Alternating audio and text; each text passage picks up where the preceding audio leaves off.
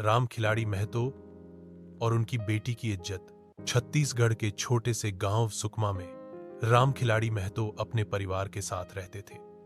राम खिलाड़ी एक मेहनती किसान थे जिनकी अपनी जमीन थी और वे अपने परिवार की ईमानदारी और सम्मान के लिए हमेशा जाने जाते थे।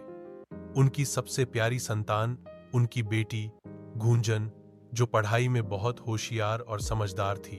गांव में गुंजन की इज्जत सबकी जुबान पर थी, क्योंकि वह न केवल सुंदर थी बल्कि अपने संस्कारों और व्यवहार से भी सबका दिल जीतती थी। राम खिलाड़ी महतो चाहते थे कि उनकी बेटी की पढ़ाई अच्छी हो और वह आगे जाकर एक सफल महिला बने। लेकिन आजकल के दौर में अच्छे संस्कार और पढ़ाई के बावजूद भी लड़कियों की इज्जत की रक्षा करना बहुत मुश्किल हो गया है। एक दिन ऐसा भी आया जब गांव में कुछ अजनबी लोग आए और गुंजन की इज्जत को नुकसान पहुंचाने की कोशिश करने लगे। गांव के बाहर जब गुंजन खेत से लौट रही थी तो कुछ लोग उससे बदतमीजी करने लगे। गुंजन ने बहादुरी दिखाते हुए अपनी आवाज उठाई, लेकिन वे लोग उसे धमका कर चुप करा देना चाहते थे। जब राम खिलाड़ी को इस बात की खबर मिली तो उनका दिल पसीज गया, पर वे हारे नहीं। उन्होंने ठान लिया कि वे अपनी बेटी की इज्जत और सम्मान के लिए कोई भी कदम उठाएंगे। राम खिलाड़ी ने सबसे पहले गांव के मुखिया और पंचायत के लोगों को इस घटना की जानकारी दी। उन्होंने सभी से गुंजन के सम्मान की रक्षा करने की अपील की। गांव के बुजुर्गों ने भी राम खिलाड़ी की बात मानते हुए उन अजनबियों के खिलाफ कार्रवाई करने की ठानी।